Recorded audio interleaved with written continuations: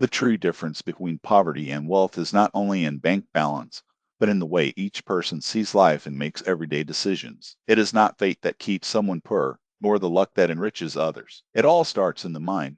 It can be a weight that drags down or a lever that drives up. Imagine two people who receive the same salary. One runs to spend everything on purchases, fun or installments, while the other separates one part, analyzes each expense, and plans the future. Years later, the first is still indebted, and the second already builds a home or guarantees the education of the children. Both departed from the same point, but followed different mental paths. An ancient Jewish wisdom teaches, anyone who values the little receives a lot. The poor despise the coin, the rich respect. The poor seek quick results, the rich can wait. The poor guilt the circumstances, the rich asks, what can I do? These almost imperceptible attitudes define everything else. I remember a story of my childhood. A neighbor was complaining, I'm not lucky. Nothing works for me. He worked hard, but every night he spent his money at the bar.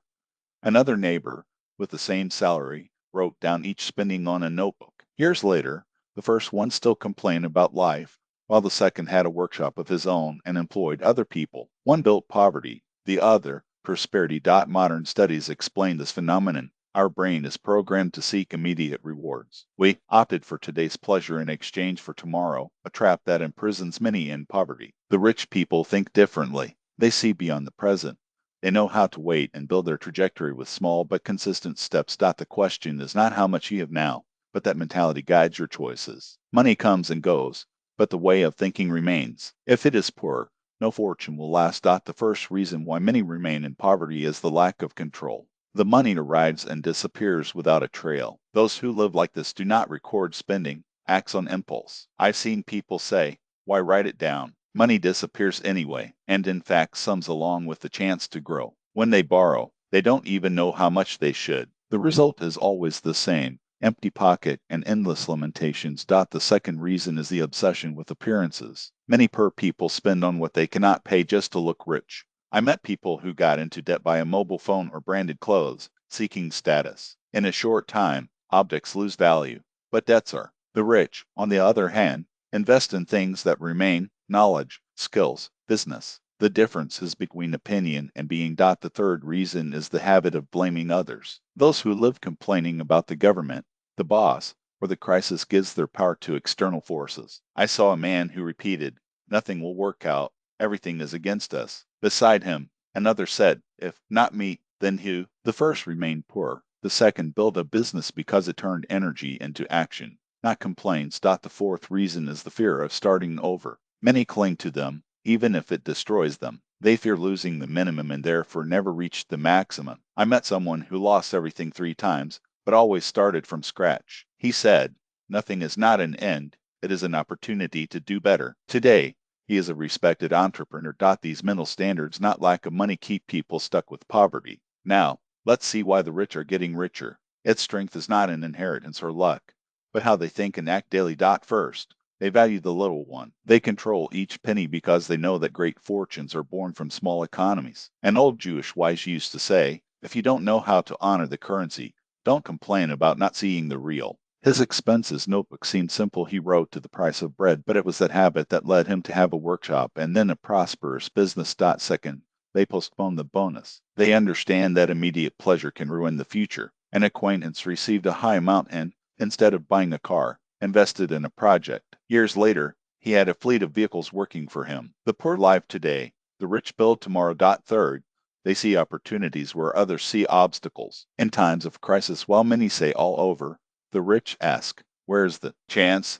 I met a man who opened a bakery during a recession. Everyone thought it was crazy, but he argued, people will always need bread. Today, your bakery has become a successful network. Fourth, they invest in the mind, books, courses, mentors for them.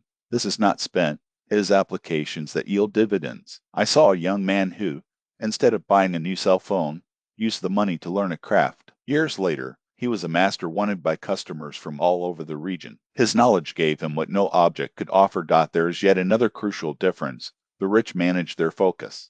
Those who live scattered in news, gossip, or empty conversations exhaust the mind without results. The rich protect their attention as a treasure because they know that where it goes, also follow money and energy. An acquaintance hung up the TV and stopped losing nights with irrelevant information. In a year, he said, I was not a millionaire, but I gained clarity, and with it, income like never before. Also, the rich do not fear making mistakes. Many poor are paralyzed by fear. What if it goes wrong? What if I lose? So they lose everything without even trying. The rich see error as part of learning. I met a boy who went bankrupt 3 times, but rose with each fall. Today, he says, every stumble was expensive, but each made me wiser. Another feature is knowing how to stop. They understand that without pauses, body and mind are running out. In some traditions, such as Shabbat, a day to disconnect from noise and reconnect with oneself. It is not luxury, it is necessity. A businessman I knew strictly reserved a day of rest a week. It laughed at him, you're wasting time. But it was precisely he who worked the most, because he preserved his strength and lucidity. Finally, the rich see purpose in what they do. Who works only for the salary discourages fast. Who has a greater mission how to build a legacy for children finds strength even in difficult times. A friend of mine said, I'm not setting up a store. I'm building a future for my family. This view kept him in motion. Basically, poverty and wealth are, above all, mentality issues. Today's choice is defined tomorrow, and the biggest choice is how to think. They get up when the body asks to give up. These habits protect attention, face mistakes like lessons, know how to pause and see purpose, strengthen the rich day after day. Together, they transform ordinary people and those who multiply wealth while others lose it. When we look at the whole,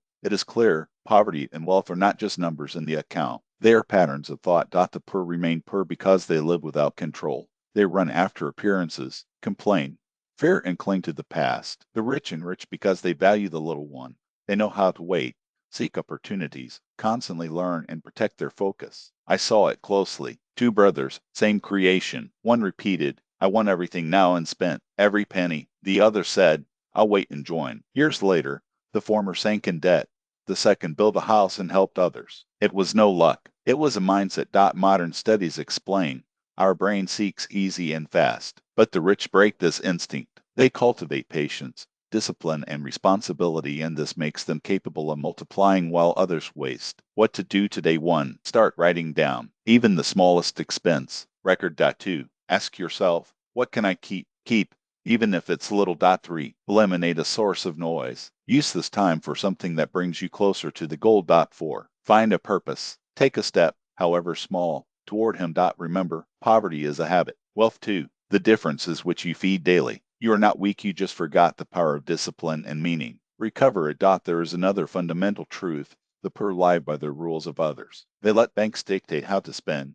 Advertising decides what to buy. Fear making decisions. The rich write their own rules. They ask, what is important to me? And they go that way, even if it's unpopular. I met an artisan who worked for a boss who delayed salaries. Everyone said, Harness, there's no other option. Until he decided, I prefer to start from scratch to be a slave. Opened a small workshop, lived with simple licety, but in freedom. Decades later, his business supports dozens of families. He did not get rich overnight. He enriched because he refused to follow others. Rules. Modern philosophers call this antifragility, the ability to use crises as a trampoline. The poor see a collapse and see the end. The rich, a chance. The poor hits the wall. The rich seek the door. One more difference. The poor want everything already. The rich build for the long run. I saw a young man invest everything in a fast scheme. In a year, it was left with nothing.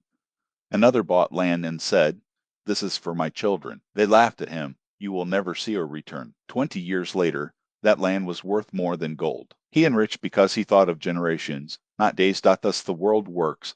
The poor think short, the rich far away. Therefore, some always run after, others are always ahead. Your thoughts are your capital. They can make it hostage to the circumstances or owner of their own destination. It all depends on the habits you strengthen. In short, the poor are not poor by chance or bad luck. They are poor because their mindset holds them. Complaints, hurry, fear of making mistakes, living to please others are currents they themselves pose. The rich enrich because they think differently. They value the little one. They see beyond today. They know how to wait, invest in knowledge, protect focus, and trace their own path. Even though they laughed at them. Money comes and goes, but the mindset stays. If it is poor, no fortune will last. If it is rich, even the little multiplies. What to do now? 1. Stop complaining. Each complaint delivers its power to others. 2. Write down all expenses of the day, without exception. 3. Keep any value, However small, it is an act of sovereignty. 4. Eliminate a distraction. Recover time for what matters. 5. Ask yourself, why am I doing this? This question opens more doors than tinted by Stott. As millennial wisdom says, wealth is not in the coffers, it is in mind. Intelligence, discipline, and purpose. This turns scarcity into abundance. You are not weak. He just forgot the strength he carries. Recover it. The change begins when you decide to stop losing and start multiplying.